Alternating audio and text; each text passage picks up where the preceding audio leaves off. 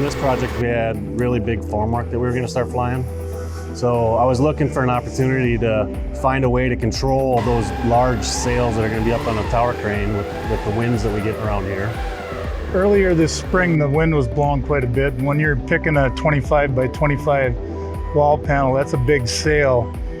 As we close the walls in, these individual baffle walls have to sit down in between those, so there's really no room to move, you know. The lifting team was able to pick up these wall forms, hold it within 1 degree of precision in 25-mile-an-hour winds, and just drop the load right into place where they needed to in this subterranean structure here.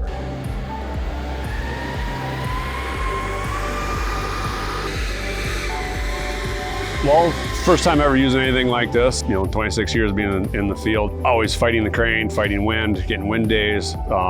This thing being able to hook up to our taller walls and be able to control the rotation of the wall is extremely handy. It's only like 2 inches that we're sliding that needle through, so hands off while they're bringing it down till they get it up there and get the tag lines off. It's safe and efficient, you know. For instance, we had a situation where there was a pump around. Instead of having to go over the pump, I can go around the pump and they can spin the load around or make sure the load's not, even if it's just making sure that the load's not gonna spin. No one's ever fought a tag line. They're like, walls come in perfect to them every single time, no matter what wind speed we're getting.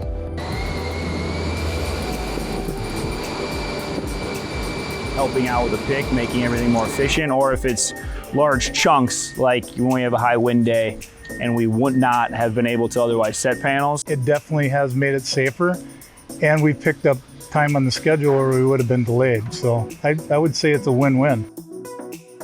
So historically, we do an hour per square foot measurement for our productivities. On a previous scope of work on this project that was similar, we take that based off of what we're doing now with the Vita Load Navigator with the repetitive cycle type of formwork, and we're seeing about a third of the labor that it takes to set, as you know, compared to what we did previously. Helps give us an edge, you know. If we can pick up like we've just picked up a month through these walls here in our overall CPM, I think the value can really be realized. Projects of larger scale, anytime that you're flying any piece of equipment, especially that where orientation matters a lot and a highly repetitive cycle of work, it makes a lot of sense.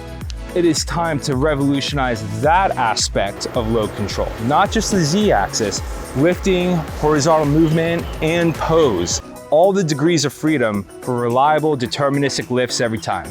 The mindset of our workers, not having to think about those windy days, the mental stress that comes with those days, flying these large panels, they can relax a little bit. And if we can relax our labor force, if we can make it easier for them, we win. We win on the safety side, we win on the productivity side, and we win on the stress that we put on our workers on a daily basis.